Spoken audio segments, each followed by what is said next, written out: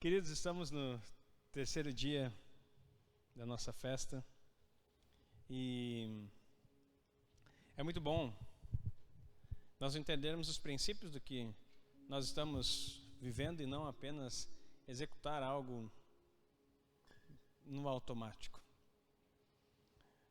Hanukkah fala do milagre, fala daquilo que nós iremos viver, fala do nosso alinhamento profético à vontade do Senhor. É o momento de dedicação do templo, tirando todo o espírito da Grécia do nosso coração e da nossa mente, todo o romanismo enxertado pela religião, para que a gente possa viver o princípio. Algumas pessoas ainda não conseguem compreender e ficam achando que é mais um sistema, é mais uma invenção. Eu creio que ao descobrirmos as festas corretas, as festas bíblicas, não tem necessidade de nós procurarmos outra coisa para nos alegrar, a não ser viver aquilo que Deus já tem nos dado. Então, eu acredito que é basicamente isso. Nós descobrimos as festas, é só celebrar. E pensa num povo que é festivo, né? O povo de Deus. São 7 festas, mais 2 que vieram posteriormente, então são 9 festas. É quase uma festa por um mês do ano, né? Então, é um tempo muito poderoso que nós estamos vivendo aqui. E essa festa, ela não só nos conecta a alegria da celebração, mas essa em específico, ela dedica o nosso templo, a nossa vida ao Senhor, arrancando, como eu já falei, tudo aquilo que não vem da parte dele, e também na expectativa de um milagre.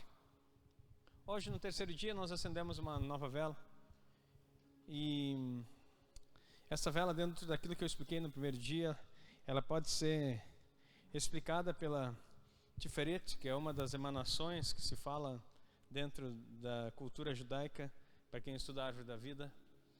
E o seu nome está relacionado justamente à beleza, à glória e orgulho.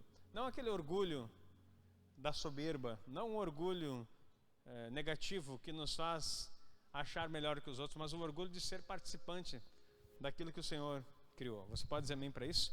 Você precisa ter na sua vida o orgulho, você precisa entender que a beleza dele em nós manifesta a sua glória, e isso nos traz um orgulho de ser participantes, porque não é pelo nosso mérito, é pelo mérito que Yeshua fez. Pelo que ele fez, nós podemos nos orgulhar do movimento todo que podemos participar. E quando nós pensamos em orgulho, tem mais uma coisa interessante aqui. Por que nós nos orgulhamos disso? Por que nós vivemos uma beleza e por que nós alcançamos a glória? A Bíblia fala que somos transformados de glória em glória. Agora, isso tudo se encaixa por causa de uma frase que eu vou dizer para você aqui. Nesse dia, através dessa chama que se acende, a gente coloca uma vela aqui, mas é uma chama da Hanukkah. Nessa chama que acende em nós, ela nos faz assumir o propósito que recebemos. Ela nos faz assumir o propósito. Então, nessa noite, eu quero dizer para você, o Senhor quer acender a chama do propósito na sua vida. Diga amém. Vou falar de novo. O Senhor quer acender a chama do propósito na sua vida. E aí, com esse propósito, você pode andar na presença do Eterno e glorificar o nome dele através da sua vida. E as pessoas vão ver a tua luz brilhar. Diga amém mais uma vez. Queridos, são coisas tão simples, mas que faz toda a diferença, porque ninguém nos fala. Ninguém nos fala que há um propósito, que há um brilho, que há uma luz. É tão poderoso quando Jesus diz que nós somos a luz do mundo. Mas a gente sempre pensa que ser uma luz do mundo é ser luz no mundo. Não, nós somos uma luz para o mundo. Nós somos a luz que o mundo olha e consegue enxergar, além da escuridão que eles vivem. Só que a maioria das pessoas entende que eles têm que ser luz no mundo, né? Eu sou a luz. E acabam se envolvendo com coisas que não trazem nada de benefício para a sua vida. Pelo contrário, acabam se desviando e se perdendo. Agora, quando você entende qual é a chama que acende em você, que é a chama do propósito que Deus tem para ti, essa chama então te conecta à realidade do céu na terra. E você vai entender que quando o Senhor diz que você é a menorá do mundo, que carrega todas as emanações, as ascendências espirituais que o Senhor planejou para nós, carrega todas as chamas de sabedoria, de conhecimento, tudo aquilo que fala do Espírito de Deus. Quando você compreende isso, aí você começa a viver uma vida diferente. E hoje, nesse terceiro dia, O interessante é que é sempre no terceiro dia. O 3 tem algo específico para nos ensinar. Nós vamos entender qual é que é o nosso propósito. Quando Yeshua ressuscita, ele coloca um propósito. Ali o povo entendeu qual era o propósito para que ele veio. Sem a ressurreição, sem o terceiro dia, ninguém saberia o que Jesus estava fazendo.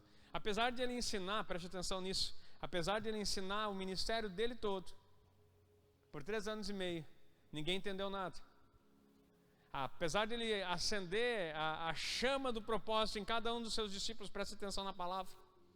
Apesar do Senhor Jesus acender a chama do propósito em cada um dos seus discípulos, bastou ele morrer. Bastou 3 dias ausente. E os seus discípulos colocaram fora 3 anos de instrução. Eu vou repetir. Bastou 3 dias de ausência. E os discípulos jogaram fora 3 anos de instrução. Por causa que o que ativa em nós a chama do propósito não é o conhecimento ou a instrução, mas é o poder da ressurreição. E foi no terceiro dia que ele manifestou o poder da ressurreição. Porque aí o seu corpo era um corpo de glória. Um corpo glorificado. Eu quero dizer para você, o milagre que está atingindo aqui em Hanukkah é o milagre da ressurreição também na sua vida. Porque são 8 dias e a ressurreição também fala de um novo começo. Hoje no terceiro dia você vai ser impactado com a palavra que traz direção, que manifesta o seu propósito. E qual é o seu propósito? O que Deus espera de você? O que você espera de Deus? Muitas vezes nós colocamos princípios muito elevados na nossa cabeça a respeito daquilo que Deus tem para nós. E esquecemos de andar na simplicidade. Mas se você não prestar atenção naquilo que for falado hoje aqui e não conseguir compreender que tem algo que Deus deseja fazer através de você, e eu sei que todos vocês imaginam isso. Não, sim, Deus tem algo, Deus quer me usar, Deus quer fazer. Mas eu pergunto para você, o que Deus quer que você faça? Nós temos aprendido e estudado também a respeito do propósito e destino, desde que eu fiquei sabendo que tem um livro de destino no céu, o qual já foi escrito todos os meus dias antes de qualquer um deles existir, e que isso é acessível para mim através do tribunal celestial. Eu tenho pedido, Senhor, revela isso a mim. E quando eu entendi que o livro é revelado pela voz profética, eu disse assim, meu Deus, talvez você não está compreendendo muita coisa. Por que Deus tem nos juntado com profetas? O que o pastor está fazendo, indo em tal lugares com profetas, com apóstolos? O que ele está fazendo? É que, diferente da mentalidade religiosa greco-romana, a minha mentalidade já está ativada nos códigos de Sião.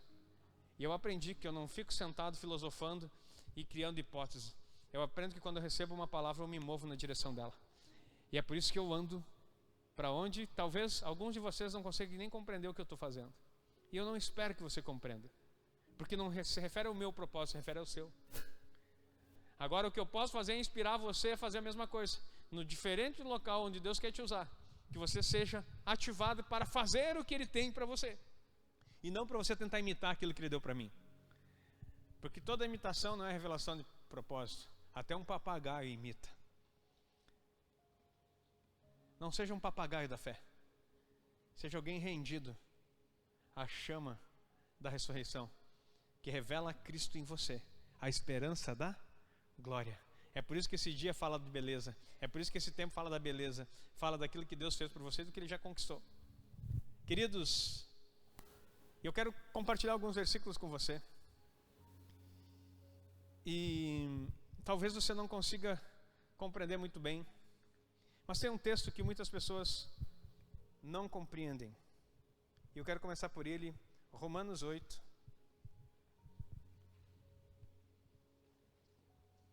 Não quero me delongar muito aqui não, mas preciso trazer algumas palavras para você. Romanos 8:28 diz assim, Romanos 8:28. Sabemos que todas as coisas contribuem juntamente para o bem daqueles que amam a Deus. Paramos aqui um pouquinho para pensar. Todas as coisas contribuem juntamente, tudo contribui juntamente para o bem. Para o quê? Fala mais alto. Contribui para o quê? Não é para o mal, queridos. Todas as coisas contribuem juntamente para o bem de quem? Daqueles que amam a Deus.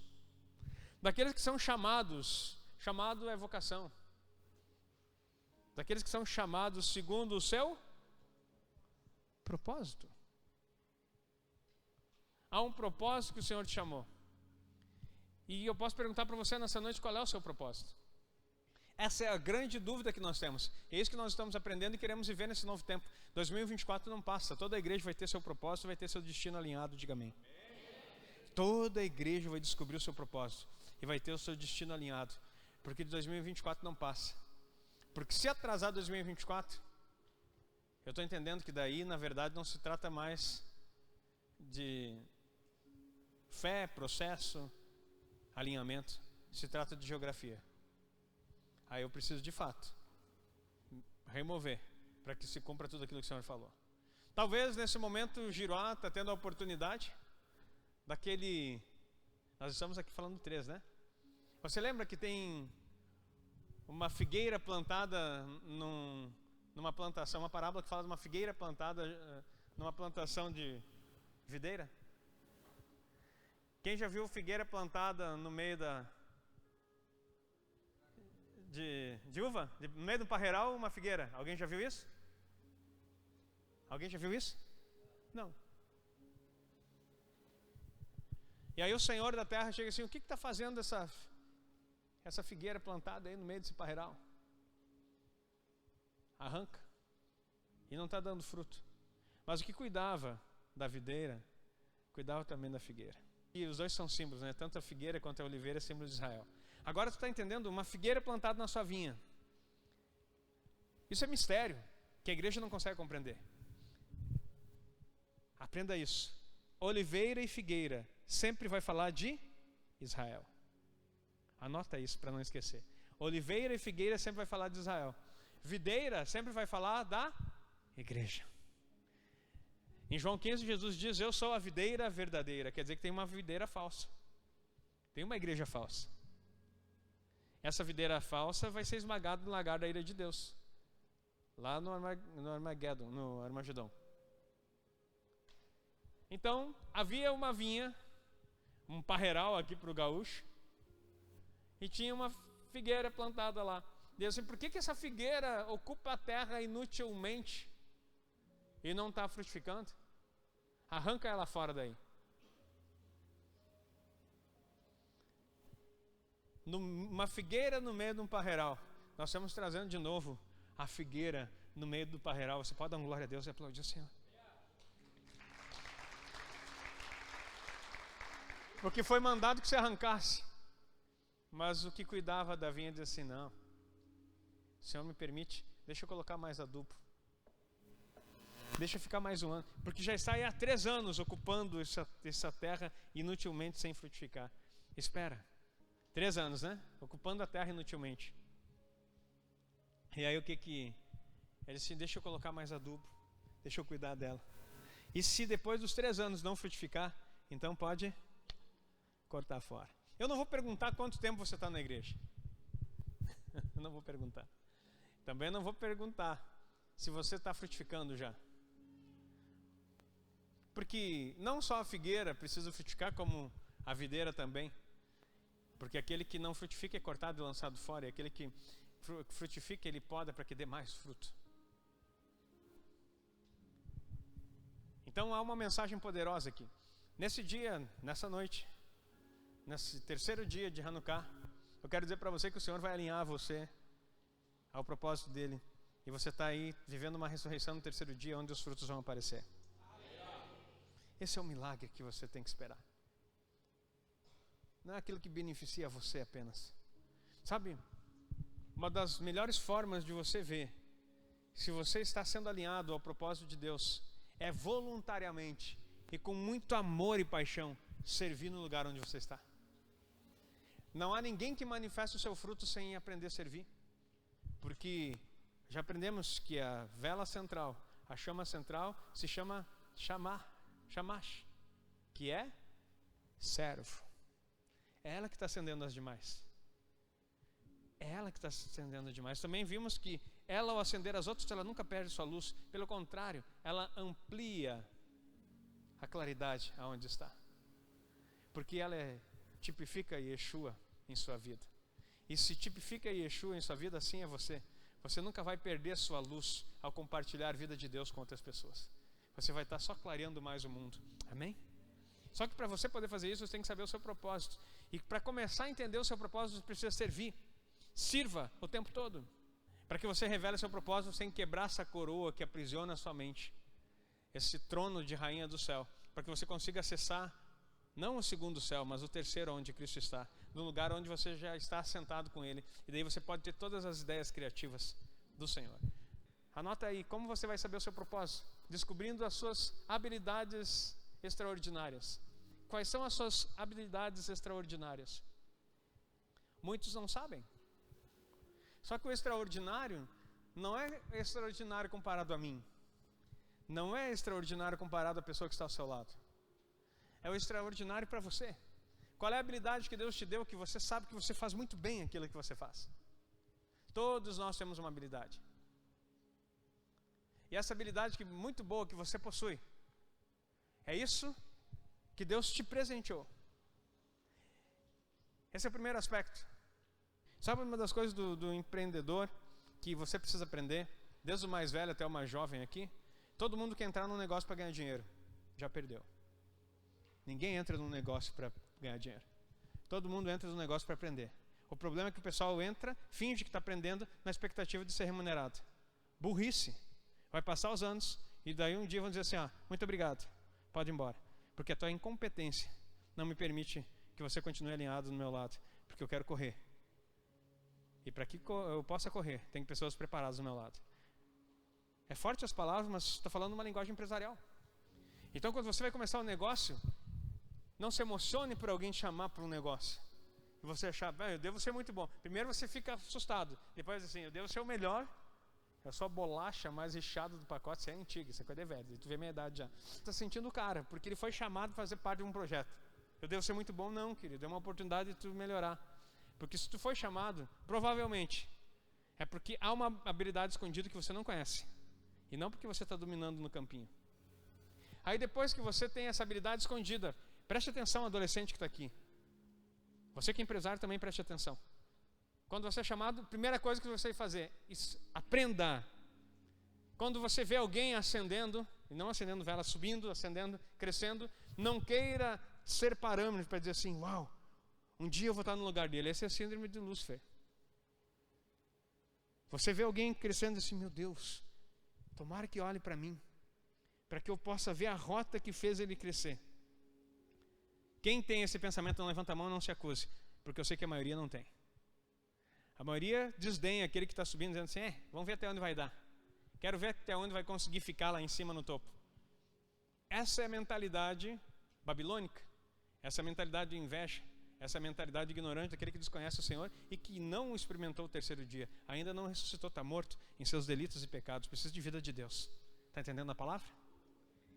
Então, se você vê alguém acendendo assim, eu preciso saber como é que ele faz. E aí, sabe qual é a melhor forma de você aprender como é que alguém faz? É não pensar em ganhar dinheiro, é pensar em servir.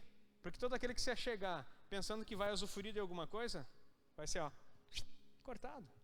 Porque ele não está entendendo o princípio. Eu estou dando um exemplo dos adolescentes aqui para você entender. Está falando com a tua vida. Você está entendendo a palavra? Eu espero que esteja. E que eu anotava tudo que eu estava falando hoje. Porque eu estou falando aqui, tu vai fazer um coach.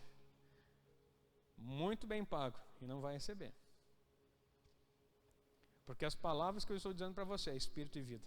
É muito mais do que um treinamento. É uma mudança para um milagre acontecer na sua história. Então, quando você começar a servir, e esse é o princípio, eu chego num negócio e começo a servir. E faço o máximo possível. Eu resolvo situações, eu trago soluções. Porque todo aquele que chega num negócio e traz solução, que a pessoa que está em cima, que é o líder, eu não estou falando nem de chefe, mas que é o líder do projeto, e ele diz assim, resolveu um problema que eu tinha. Você vai olhar para ele diferenciado. Esse menino, vamos falar, esse adolescente é diferenciado. Ele resolveu um problema. E depois que você resolveu o problema, você não vai chegar a dizer assim, pois bem, eu resolvi um problema, né? Eu queria conversar contigo a respeito do pagamento. Pronto, já foi para o final da fila de novo. Aí vai dizer assim, interesseiro, não entendeu nada. Agora que você resolveu um problema, agora você se torna especialista em resolver outros problemas naquele que você já resolveu. O teu primeiro filho que nasceu, de trazer uma solução no negócio, revela o quê? A tua habilidade. Lembra que eu não me perdi, a gente está falando de habilidade extraordinária. A tua habilidade extraordinária tem que transformar a vida de alguém, anota isso. Depois me manda também que não tem nada anotado. A tua habilidade extraordinária precisa transformar a vida de alguém que está ao teu redor. Se não transformar, não é habilidade. E se transformar, não manda o boleto. Se propõe a servir ainda mais. Quanto tempo Jesus serviu nessa terra até ser glorificado? 3 anos. Não estou dizendo que você tem que trabalhar de graça para alguém em 3 anos, mas se necessário for. Ninguém prospera sem servir. Primeira coisa, habilidades extraordinárias precisam transformar pessoas. E elas são mostradas no serviço, para que você eleve alguém e não você. A tua habilidade extraordinária nunca se refere a elevar a sua posição. A maioria das pessoas pensam assim, essa é a mentalidade grega. A tua habilidade extraordinária é para elevar aquela pessoa que te chamou dentro de um propósito. Você vai glorificar essa pessoa. Opa, parece que quem está falando até de Deus, né?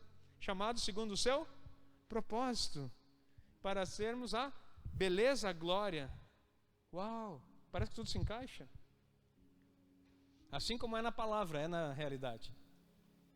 Então quando você estiver muito bem, aí sabe o que vai acontecer? Após as habilidades extraordinárias, Deus vai te dar talentos. Anota aí. Agora chegou o momento de receber. Não, calma aí, segura mais um pouco, respira fundo. Porque os talentos talento nada mais é do que a confiança no teu potencial para administrar algo que não é teu. Meu Deus, isso aí tem que, não sei se consigo repetir. Talento nada mais é do que a confiança no teu potencial para administrar aquilo que não é seu. Viu como não se refere nada a você? Tu está entendendo, igreja? Amém? Não durma, cutuca a costela, a terceira costela do teu irmão, bem assim, ó. Acorda, irmão. Não perde esse negócio, é para mudar a tua vida. Talento não tem a ver com você ainda. A habilidade especial é algo que Deus deu para você. Para quê? Para que você eleve alguém a uma condição maior, servindo. Talento está falando agora da tua capacidade.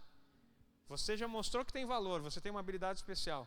Agora você vai ser testado na sua capacidade para multiplicar o que você recebe. Está pegando aí, adolescente? Se não multiplicar, não adianta chorar e dizer: o pastor não me ama, me tirou do projeto dele. Não é questão de amor, é uma questão de posicionamento. Se você não se posicionar, não serve. Porque aquele que não serve, não serve. Eu servi num batalhão do exército, chamado, no meu tempo era primeiro Becondiv, agora é Becon. Primeiro batalhão de comunicações divisionário, agora é primeiro batalhão de comunicações. E a música do comunicante, o refrão dela diz assim: e quando a vitória vier, alguém falará no porvir. Na paz, assim como na guerra, o teu lema é sempre servir. Na paz, assim como na guerra, o teu lema é sempre servir. O slogan de comunicações: sempre servir. Sempre servir. Eu briguei para servir em infantaria, mas Deus me colocou em comunicações, porque eu precisava aprender que o meu lema é sempre servir. Porque quem não serve, não serve. Porque o modelo é serviço. Yeshua chamou todos e disse, pegou uma bacia e fez o serviço que era do servo mais comum de uma casa: lavar os pés de quem chegava. Lavou os pés dos seus 12 discípulos. E disse: quem quiser ser o primeiro, seja aquele que... Fala mais alto. Quem quiser ser o primeiro, seja aquele que sirva. O problema é que todo mundo quer ser o primeiro, mas ninguém quer servir. Ninguém chegará ao primeiro sem antes passar pelo serviço. E o serviço não é só lavar os pés de alguém na porta, não. Tome a vida de Jesus como servo. Você está aqui? Então, as habilidades especiais já foram mostradas, eu já transformei alguém, agora os meus talentos estão começando a vir, e esses talentos, eles manifestam a minha capacidade de administrar aquilo que eu recebo com poder de multiplicação. Não interessa se você ganha 1, se você ganha 2 ou se você ganha 5. O que interessa é o que você faz com o que você ganhou. Eu vou repetir. Não interessa se você ganha 1, 2 ou 5. O que importa é o que você faz com aquilo que você ganhou. Se você enterrou, querido, você vai prestar conta e você está lascado. Vai ser chamado de servo inútil. O problema é que a igreja está cheia de servo inútil. Que ganha pouco, reclama do pouco que ganhou, ainda esconde e diz assim, o Senhor é muito mau. Eu vou guardar aqui para não me complicar. Agora os multiplicadores têm os medianos, aqueles que recebem 2, e está beleza. Sabe por que mediano? Porque na sua habilidade, no seu talento, na sua habilidade extraordinária, ele não foi dedicado. Então ele não ganhou um talento o suficiente, porque talento fala de administrar riquezas que vêm do Senhor. Então se você ganhou 2, é porque você é mediano. E agora o que ganhou 5 é que mostrou assim, toda a habilidade extraordinária que eu tenho, eu empenhei ao máximo possível. Eu fiz o meu melhor, eu estudei, eu virei à noite, eu resolvi problemas. E não é no seu tempo, é no tempo que é necessário. Você está disposto a resolver problemas no tempo que é necessário? Porque ninguém chega dessa forma. Chegam só pensando em cumprir o horário, se escorar o máximo que der, para matar o tempo, para depois receber o salário no final do mês. Essa é a cabeça do operário, que nunca vai progredir. Agora aquele que faz além do que foi pedido. O servo inútil é aquele que faz só o que foi mandado. Ei, isso está na Bíblia. O servo inútil é aquele que faz só o que mandou. Então se você faz somente o que foi mandado, você continua sendo um servo inútil. Aquele que só faz o que é mandado é inútil. Não, mas eu faço tudo que o meu chefe mandou, a vida inteira eu obedeci tudo que me mandaram. Inútil. Não é eu que estou falando, é a Bíblia?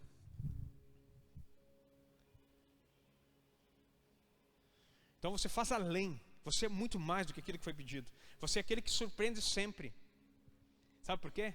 Porque o servo que serviu você é um Deus que surpreende em todo momento. Ou em algum momento você vai dizer assim, me decepcionei com Jesus. Tem uns meio doidos que dizem que estão decepcionados com Jesus. Na verdade são doentes espiritualmente. Porque a minha Bíblia, não sei se a tua diz assim, que ele faz muito mais superabundante, além daquilo que nós pedimos ou pensamos, conforme o seu poder que opera em nós. Aí você recebeu já teu talento, que é capacidade de administrar até mesmo riquezas financeiramente, negócios, conforme o que você se preparou. No final dessa parábola dos talentos, você vai perceber uma coisa: aquele que tinha um só e enterrou, ele é chamado de servo inútil, é lançado nas trevas, onde haverá choro e ranger de dentes. E o que acontece? O talento dele é dado porque tinha 2, né? Porque é o que tem menos. Não! É dado porque mais tinha. E daí ele fala ainda no final, porque todo aquele que tem será dado mais, e terá em abundância. Escuta isso, todo aquele que tem será dado mais e terá em abundância. Mas aquele que não tem, até o que tem será tirado. Quem não tem nada para oferecer, o que restou? Apenas a vida. E aquele que é inútil, até a vida vai ser tirada dele.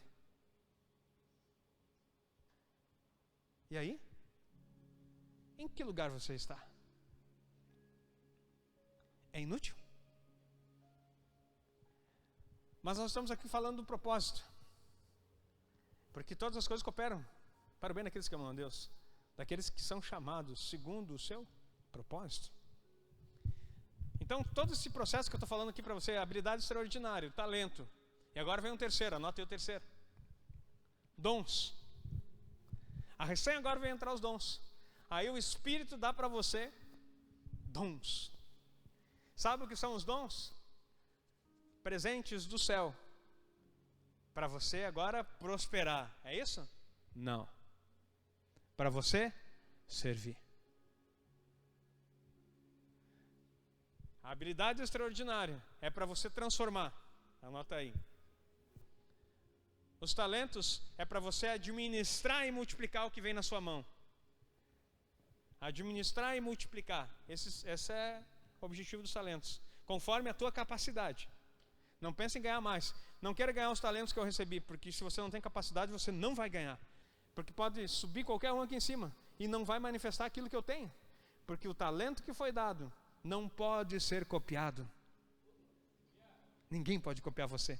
Diga amém. Não estou falando de mim, estou falando de você. O talento que foi dado não pode ser copiado. Ninguém pode copiar você. Pega teu polegar, dá uma olhada para ele. Você sabia que aí tem uma digital única, exclusiva e que nunca vai ser clonada? Isso já fala do propósito que Deus tem para você. Exclusividade dentro da sua capacidade. Quando vier o dom, queridos, aí o dom é algo espiritual que Deus colocou em você. Você já sabe qual é o seu dom? Não responda. Pastor, eu não sei, é que eu peço tanto assim. Tu pede um dom para quê? Porque conversava essa semana dentro de uma mentoria que a maioria do pessoal quer, e falei até que no culto, a maioria do pessoal quer um dom. Primeiro todo mundo quer o dom de línguas, daí recebe o dom de língua e não usa. Para que tu quer o dom de língua se tu não usa? Eu quero o dom de língua para falar no meio da igreja. O dom de língua não é para falar na igreja. O dom de língua é para você ir para casa, caminhando, andando, tomando banho, almoçando. Mas almoçando não dá para falar em língua, querido. E aqui, tu fala em línguas até em pensamento. Enquanto tu toma banho, enquanto tu viaja, enquanto tu dirige, enquanto você caminha, o tempo todo. O dom de língua é uma ferramenta espiritual para ativar você, diga amém. Então não é para você ficar se aparecendo, porque em muito tempo, em várias igrejas, o dom de língua mostrava espiritualidade. Meu Deus, como ele é íntimo do Senhor, ele fala em línguas. Meu irmão, não seja ignorante a respeito dos dons espirituais. Não estou te enganando, é Bíblia. Rogo-vos, pois, irmãos, que não sejais ignorantes. Não seja ignorante a respeito dos dons espirituais. Tá aí, ó. Obrigado pela base bíblica. 1 Coríntios 12, 1. Para ninguém achar que eu estou xingando você. Não seja ignorante. O dom de língua não serve para nada, não mostra nada de espiritual. Porque tem muita gente que fica falando em língua só no culto, uma vez por semana. E ainda ser chamado para frente, porque se estiver na cadeira e disser, começa a falar em língua, igreja, vamos mudar a atmosfera. Religiosidade, pecado, problema. Aqui, ó. Quer saber se tu é homem de Deus? E o dom está em você? Você fala em línguas quando ninguém vê. Você tira um tempo escondido no teu quarto e lá você flui. Lá você fala. Lá você investe pelo menos 30 minutos por dia. E enquanto caminha, enquanto está sozinho, todo o tempo. Línguas, línguas, línguas. Mas eu não sei se é de Deus, se eu não estou imitando alguém. Sabe que tu vai ficar em dúvida? Quando tu não ora em línguas. Daí tu vai ficar sempre em dúvida se tu está imitando alguém. Quando tu vem só aqui para a igreja e começa a falar aqui, tu fica em dúvida. Porque só tu ouviu o irmão ali, tu ouviu o outro irmão lá, e tu fica até sabendo qual é o vocabulário linguístico que tu vai usar para imitar, qual está mais parecido. E o que eu mais vejo na igreja é um monte de gente imitando um monte de gente. É só a histeria coletiva da língua por osmose. Se tem que começar para aquecer. E de todo mundo começa a repetir a mesma coisa. E o que eu mais ouço é pá. Com todo respeito. Com todo respeito. Isso me mostra que aquilo que a Bíblia chama variedade de línguas, você ainda não recebeu. Porque você fica só esperando e conduzindo a mesma coisa. Se você orasse muitas vezes em casa, você ia começar. Eu já tive uma experiência, contei para vocês, foi em 30 de março de 2021, que eu tive uma experiência espiritual terrível, que eu fiquei orando em língua, que eu não sabia se aquilo, eu fiquei até com medo, assim, isso aí, será que é de Deus? Porque uma língua, era estranha mesmo, irmão. Pensa numa língua estranha, que até eu disse assim, o que é isso, Jesus? E eu não preciso orar aqui com você para isso, porque não é para você, é para o meu espírito com Deus. Mas foi bem estranho. É uma língua que eu não tinha ouvido ninguém falar ainda. Quem já esteve lá no Oriente Médio sabe como é que é a língua do árabe. Era mais feia do que a língua árabe, assim, no termo de agressivo, né? Porque o árabe é tudo gutural.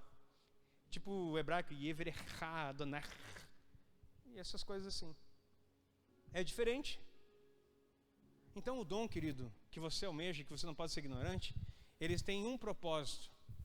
E tem vários dons que Deus coloca para você. Servir alguém. Conforme o dom que você recebeu. Tem gente que quer o dom de palavra de sabedoria. Eu fico imaginando a igreja sendo batizada com o dom de palavra de sabedoria. O primeiro a receber se não tiver uma administração correta, se torna o Deus da casa. Oh, o irmão revela, o irmão revela, o irmão revela. E todo mundo faz fila para o irmão revelar. Irmão, e você não está revelando por quê? Ah, pastor, o senhor revela? Não estou falando de mim, estou falando do que é o princípio. Porque estou despertando também com vocês. Porque a religião nos traz um peso de achar que o básico da fé, primeiro, falar em língua. Todo crente batizado no Espírito Santo fala em língua. Sabe por que tu não falando? Porque você tem medo. E porque você não praticou isso no teu quarto. Praticar, vai falar. Simples. Outro dom que Deus vai dar para você é a palavra de conhecimento. Outro dom, tem vários, são 9. Opa, esse aqui tem 9, aqui tem 9, né? Palavra de sabedoria, outro pelo mesmo Espírito, a palavra de conhecimento, pode colocar o próximo, por gentileza. Por outro, pelo mesmo Espírito, a fé. O outro, pelo mesmo Espírito, dons de curar. Todo mundo quer cura, quer língua estranha, quer coisa que... Mas a cura, ele tem que ser aqui. Tem que ser aqui na frente de todo mundo. Venham aqui que eu vou curar vocês.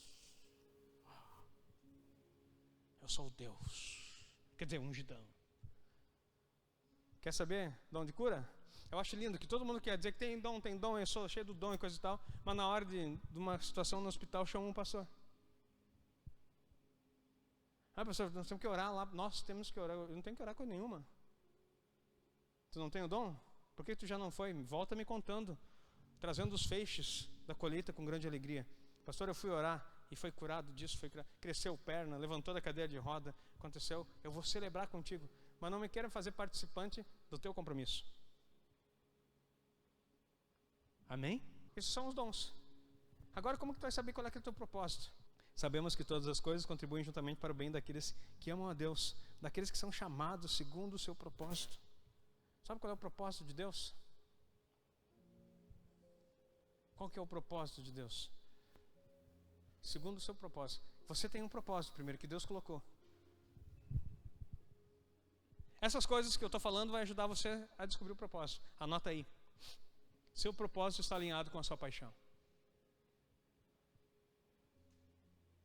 Lembra o talento extraordinário? Não é paixão do Romário. Eu gosto tanto de jogar futebol. Só que daí só teu pai, teus irmãos, tua família acham que tu é o boleiro, né? Porque tu chega numa peneira, tu nem entra. Não é o hobby, não é a tua paixão de gostar. Ai, eu gosto tanto disso. As pessoas entendem paixão como hobby, alguma coisa que eu gosto. Ah, o meu hobby, a minha paixão é jogar xadrez. Então Deus te chamou para ser um enxadrista, para cumprir o propósito do enxadrismo. Não, queridos, não confunda a paixão com um hobby. A paixão é aquilo que queima no teu coração, que você faz e você ama. Se você olhasse para mim, você poderia dizer qual é a minha paixão? Ensinar. Ensinar. Tudo que eu penso em ensinar alguém. Tudo que eu me movo, sempre estou ensinando. Eu me meto até nos ensaios sem perceber, estou ali ensinando compasso para o meu filho. Até quando tem que pentear os cabelos da esposa, eu tenho que dizer assim, não, faz assim. Eu nunca tive o cabelo liso, mas sei pentear melhor que muita gente que tem. Desculpa. Eu sou metódico. Eu olho e já vejo assim, dá para escrever eu posso fazer até um e-book, como pentear cabelos lisos. E cacheado, então, não vem querer me dizer como é que é, porque eu sei como pentear cabelos cacheados. Então tem uma galera aí, discípulos dos cacheados. Então assim, ó, tudo que eu faço, eu penso num método, penso num livro, penso num e-book, porque eu gosto. Claro que o fim, o propósito disso, tem um propósito. Mas a minha paixão é essa. E eu achava que a minha paixão era música. Eu ficava dizendo assim, não, eu vou tocar música até quando eu estiver velhinho. Vou. Eu amo tocar música, mas tu vai dizer assim, Aguinaldo, tu quer tocar 2 horas num show? Ou tu quer ensinar 50 pessoas numa turma? Eu não penso, não tem nem que pesar. Eu desço do palco e vou ensinar 50. E se dos 50, 10 aprenderem bem, uau! Então você precisa entender isso. Qual é a tua paixão? O teu talento extraordinário vai revelar a tua paixão. O que você gosta de fazer, meu irmão? Preste atenção, reflita um pouquinho. O que você tem paixão em fazer? E você faz bem. Aí eu já digo para ti, minha esposa falou algo aqui que eu sei que é o hobby dela. Porque aquilo que é a tua paixão vai te enriquecer. Aquilo que é a tua paixão tem a ver com o teu propósito. E o teu propósito, tudo vai contribuir. E eu quero dizer para você, talvez a tua paixão não seja o que você faz hoje. Não tem a ver com a tua profissão. Sabe por que você continua fazendo aquilo que você não gosta? Para tentar ganhar o dinheiro que você precisa?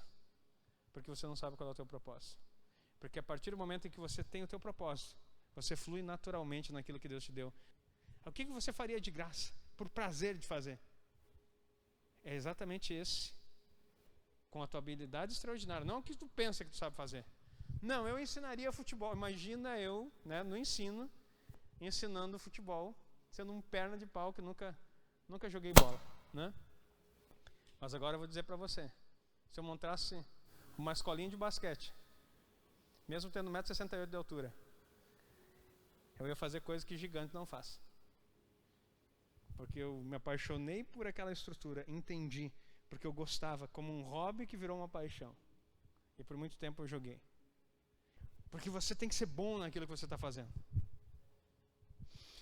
Pastor, vocês estão conseguindo entender? Eu não quero ser cansativo, mas eu preciso que você firme a sua mente na palavra que eu estou te ensinando. Vamos para um próximo aqui. Olha só. Abra lá em Efésios, e eu vou ler um texto para você. Efésios 1.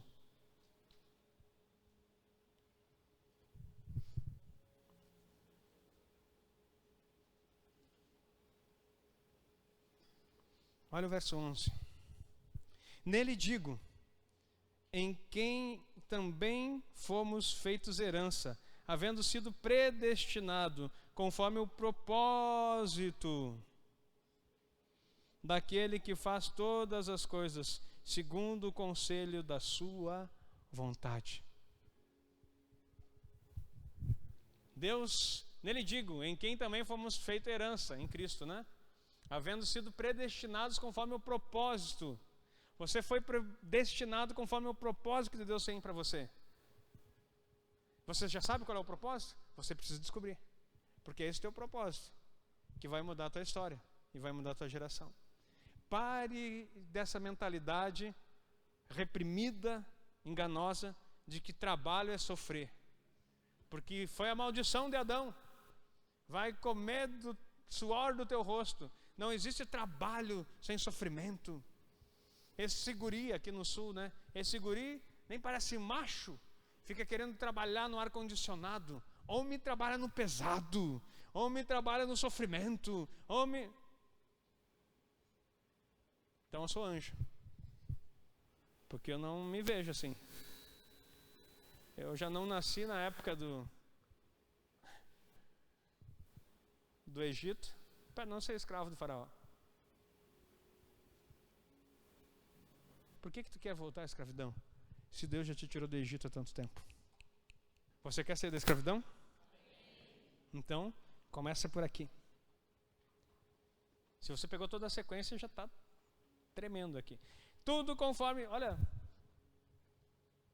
todas as coisas conforme o segundo conselho da sua vontade. Peraí. Qual que é a vontade de Deus? Mas como que eu vou saber, pastor, se é a vontade de Deus? Qual é a vontade de Deus? Agora eu vou te dar um segredo que muitos não sabem te responder.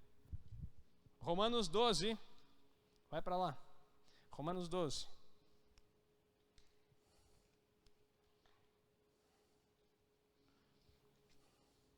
Romanos 12, verso 2. E não sede conformados com esse mundo. Espera aí, agora vai fazer muito sentido para ti.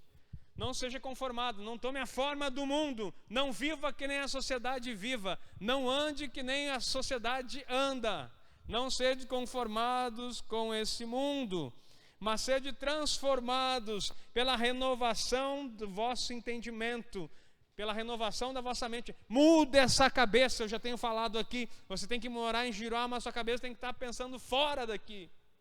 O problema é que o giroense sai daqui e vai lá, vai para Alphaville, vai para Rio de Janeiro, vai para onde quiser. E a cabecinha dele leva junto. Leva Giró na mente, leva a coroa da rainha do céu, empedrada. Ai, isso não é para mim. Ai, que lindo, parece um paraíso, né? É. Ai, como eu queria ser. Tu está desfrutando do lugar, dizendo assim, ai, como eu queria ser isso, não sei ser merecedor disso. Tu está lá, tu vai para um lugar lindo quando vai, porque a maioria não foi, porque não é para mim, né? Isso eu não mereço. Sabe o que faz merecer? Começa lá atrás, teu serviço. Lembra toda a estrutura que você já aprendeu? Só que se você não passa pelo processo, você sempre vai achar que não merece nada. Então você consegue compartilhar a vida de alguém e se alegrar com a conquista do outro? Lembre-se que tua chama nunca se apaga quando você compartilha. Você só traz mais luz no lugar onde está. Queridos, mudança de mente é o que precisa acontecer. Para que experimenteis qual seja a boa. Tem que ser boa. Tem que ser bom. Se não for bom, não é vontade de Deus. Agradável, tem que ser agradável. E tem que ser perfeito. Vontade de Deus. Qual é a vontade de Deus? O propósito para o qual Ele te criou. Qual é a vontade de Deus? O propósito para o qual Ele te criou. E qual é o seu propósito? Aquele que está relacionado com a sua habilidade, que vai alcançar o seu talento, que vai liberar os seus dons, mas que está muito relacionado com a sua paixão. É aquilo que você tem prazer em fazer e que você faria até de graça, e faria a vida toda de graça se fosse preciso. E alguns eu já ouvi dizer assim, eu faria isso de graça, eu só não faço porque não tenho, eu preciso trabalhar para ganhar o meu sustento, então eu não posso ficar nisso aqui. E você vê pessoas assim, que elas estão trabalhando numa labuta intensa, mas que elas têm um talento, elas têm uma habilidade extraordinária, e que elas têm prazer em fazer aquilo ali, fazem com excelência, fazem da melhor forma, mas por causa do medo de achar que o Deus dele não sustenta, ele nunca migra de estação, nunca muda o tempo, e fica sempre semeando numa terra árida, debaixo de mau tempo, achando que ele não merece estar num lugar de sombra e água fresca. Isso vai dizer, pronto, é que Deus agora quer moleza na nossa vida. Não, queridos. Não quer moleza na nossa vida. Ele quer simplesmente ver produtividade. Produtividade não é a quantidade de trabalho, anota isso. Produtividade não é a quantidade de trabalho que você realiza. Não é muita tarefa. Produtividade é fazer o que é certo, na estação certa, e colher em abundância.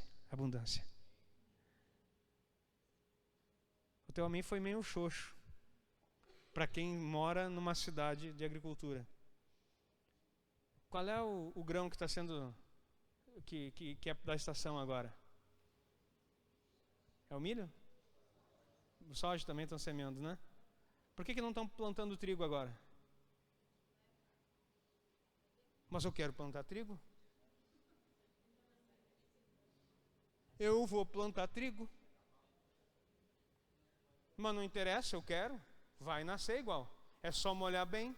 Vou comprar uns pivô e vou regar. Eu quero trigo. Tu dá risada, né? Mas você age exatamente assim com a tua vida. E ainda culpa a Deus por não ser bem sucedido. Está semeando trigo no verão, soja no inverno, e reclama que Deus não faz tu prosperar. Salmo 1 diz que você será como árvore plantada junto a ribeiros de água. Não é plantado lá no topo da montanha, é junto de ribeiros de água. Então, quando for plantar uma árvore, plante perto de um rio, porque a Bíblia diz que ela dará o fruto na sua estação, no seu tempo. As folhas não vão murchar, e tudo quanto fizer a respeito do homem que come essa árvore vai prosperar. A tua prosperidade não está pelo tempo de trabalho e quantidade, mas trabalhar certo, na época certa, da forma certa, conforme o teu propósito. Se você continua teimando, você está dando murro em ponta de faca, e sempre vai estar frustrado. E a vida é muito rápida para você levar ela, toda ela, em frustração. Amém? A boa, agradável e perfeita vontade de Deus está relacionada com aquilo que Ele colocou em você já. Que Ele fez. E está no teu livro de destino, antes de qualquer um dia acontecer. Eu vou dizer uma coisa para você, igreja. Vai ser bom. Vai ser agradável. E vai ser perfeito. Sabe por que perfeito? Porque você não vai falhar mais em querer fazer algo fora do propósito. Só é imperfeito quando não está no teu propósito. Só não dá certo quando não está no teu propósito. Mas tem gente continuando a teimar e diz que é perseverante. Não. Posso dizer o que uma pessoa é? Não, não vou dizer. Fica feio. Quem teima em fazer a mesma coisa? Errar é humano. Insistir no erro é? Mas daí inventaram uma perdoar é divino. Tem gente que fica só no perdoar é divino, né? Mas continua sendo um divino jumento perdoado. Insistindo na mesma coisa. Ei, discerne a estação. Para de plantar trigo no verão. A beleza, a glória, está relacionado àquilo que o Senhor já fez para você. Porque tudo que Ele faz, quando Ele vê, Ele diz que é muito bom. A teu respeito, Ele disse, é muito bom. Tudo que Ele colocou em você é bom, agradável e perfeito.